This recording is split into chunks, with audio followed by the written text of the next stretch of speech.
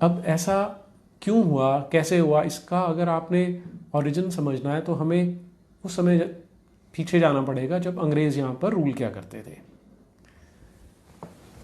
अंग्रेज़ जब यहाँ इंडिया में आए तो उनके पास वेपन्स अच्छे थे, उन्होंने यहाँ पर चालबाजियाँ करके अलग अलग स्टेट्स पे कब्जा कर लिया।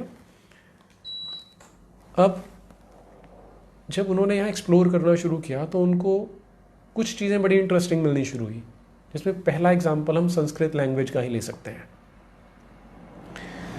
उन्होंने देखा कि जो ये संस्कृत लैंग्वेज है, इसका स्ट्रक्चर, इसकी वोकैबलरी, इसकी सिंटैक्स, इसकी जो ग्रामर है वो इतनी रिच है, इतनी बड़ी है और इतनी महान है कि वो इसको देख के बहुत हैरान हो गए स्टार्टिंग में। अब एक ग्रुप ऐसा था जो स्कॉलरली था, जिन्हें लगा कि इतनी महान सिविलाइजेशन में वो पहुंच गए हैं, जिनके पास इतनी डेवलप्ड, इतनी परिष्कृत लैंग्वेज है, तो वो इसको रिस्पेक्ट करने लगे।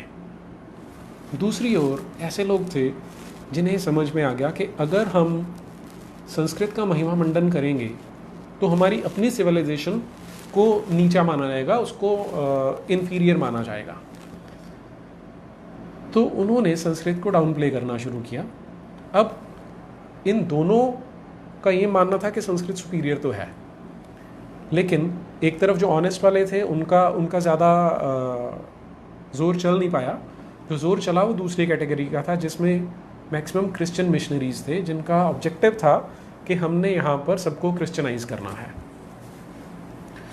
तो उन्होंने एक थ्योरी बनाई, वो थ्योरी आज भी पढ़ाई जाती है, जिसे लिंग्विस्टिक थ्योरी कहा जाता है।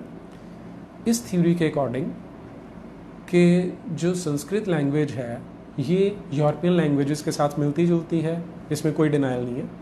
तो उन्होंने इसको एक फैमिली बना दिया, एक फैमिली ऑफ लैंग्वेजेस बना दिया, जिसे इंडो यूरोपियन लैंग्वेजेस कहा जाने लगा।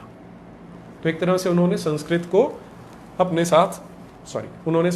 साथ जोड़ लिया, ताकि वो जो गर्व होगा संस्कृत का वो यूरोपियंस के साथ भी जुड़ सके।